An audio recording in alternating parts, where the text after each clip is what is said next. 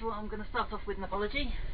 I haven't been making videos, well, I've been making videos, but I haven't been posting them for 3 or 4 weeks now. First, it was great weather, and I thought I'd take some time to enjoy the great weather, and then somebody sent me a project.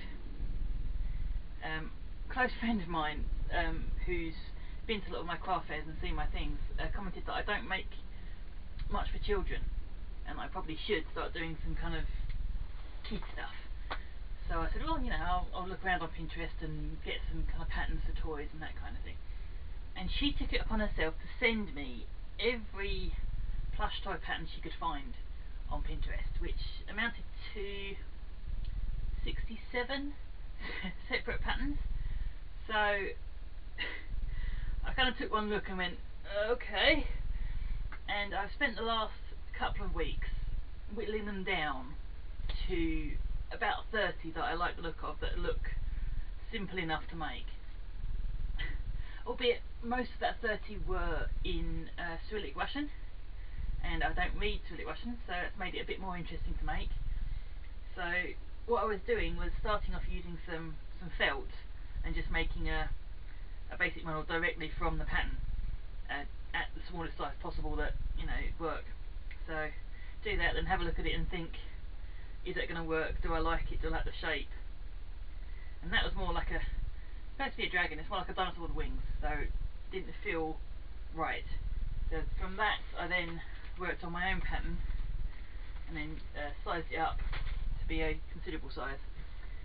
So I've now got what I like of a dragon here. So it's got a decent tail with a little detail on the end, wings that are a better shape, and the head that's a better shape. It's obviously not finished because I've got some fibre fill on order, so there's that to do. And I've now got a box which is pretty much full of deflated animals, so I'm waiting for a sizable amount of fibre fill. And the question is, on eBay you can buy 1 kilo of fibre fill for £1 or 5 for £12.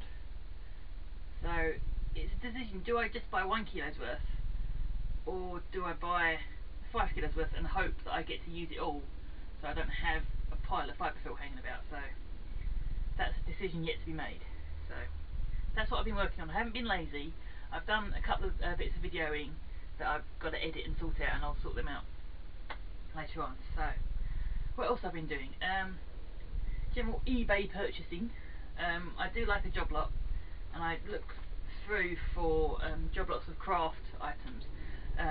Not paper craft, because everyone does paper craft, but anything else is interesting. So I've gone and bought 4 or 5 lots of sewing kits where people are selling off their old stuff, or a lot of it's kind of handed down to people that don't sew anymore. So kind of a kit like this, it's got like trimmers and pins and tailor's chalk, and I've now got 6 tailor's chalks that come in a little plastic thing with a sharpener on, and 3 that come in boxes. So I'm not short of tailor's chalk, but that's great for dark fabrics. So if you're using kind of a denim or whatever that, you know, you can't draw a pen onto, that's good. I was just using kind of pastels instead, but didn't have a washable pen, which is what I've been waiting for. And with my last kit came, my last lot of job lot came a huge bundle of ribbon scraps that are only about 6 inches long, and an erasable pen. And in the shops it's about £4. I got it for 99p with a bag of ribbon. So water erasable pen, which will come in very handy. I've also got a job lot of this white lace, about 10 metres here, which is more than I need. And some time ago I bought some jeans from a charity shop which I knew were way too small for me, with the intention of putting a panel of lace in. But could I find any? Could I? No. So that's a project coming up, which will probably be up next month, depending on how things go. So the video I'm going to tack on the end of this one is an attempt to do live flowers in resin, which was an absolute fail. So I'll get to that in a minute. Actually, I'll put it on now, so cut to that video.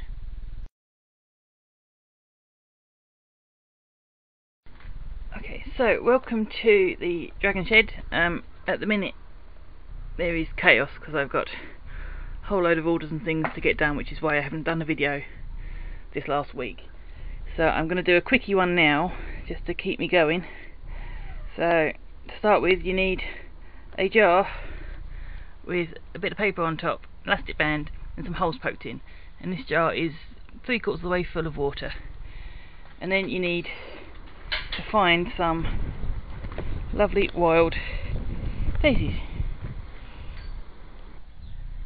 So what I've got here, I've got a 4-inch paperweight mould here, and I've cut a piece of card that is just big enough to sit on top, and I've cut a series of holes. I cut the first lot a little too wide, so I'll come in again.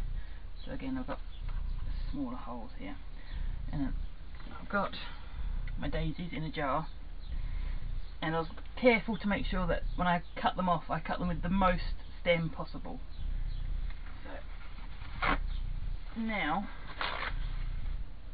using a little bit of kitchen paper, I'm going to take one out and then carefully dry it off. So this is fairly delicate work. So that is the shortest stem on that one. So I'm going to feed that stem through one of these holes, so it's hanging at about the right height for this. Bend it over slightly so it stays in. I'm going to use a small piece of masking tape just to pin it onto the card here in position, making sure that I leave the open end, the cut end out, and cover that up. Make sure that's slightly pointed inwards. Take the next one. Okay, so I've got all 8 of these stuck in there like that, and they're not sitting inwards, they're all pointing outwards. So what I'm going to do is take a little bit of thread and just wrap it round and pull them in slightly, so that they all actually sit into the dome. Stay relatively lively during the process. So I've got some kitchen towel, I'm just stapling on a bit of card here. I'm just going to use some of the water out of this jar and just damp that down.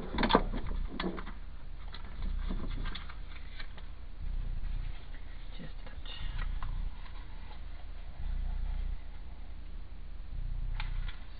That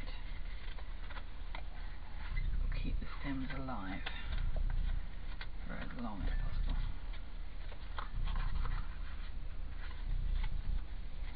It's damp, it's not dripping because I don't want it spilling out anywhere. So I'm just going to compress stems here and just staple that on.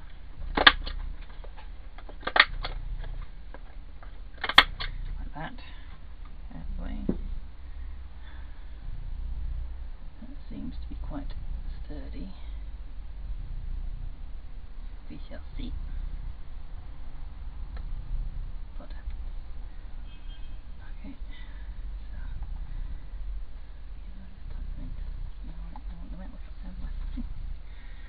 so now I'm on to the resin bit. So first thing first, make sure that there's no dust or anything.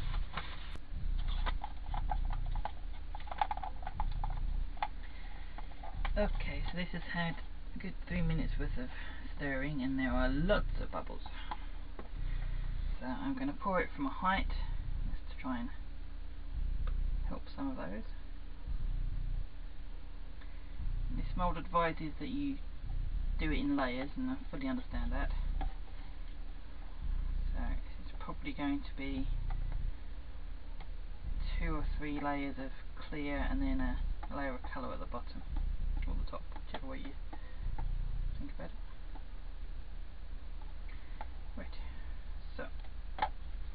going to leave that for 20 minutes or so for the bubbles to rise and clear and do what they do. They're already bursting, so that's a good sign. So I'll come back in 20 minutes and put my daisies in.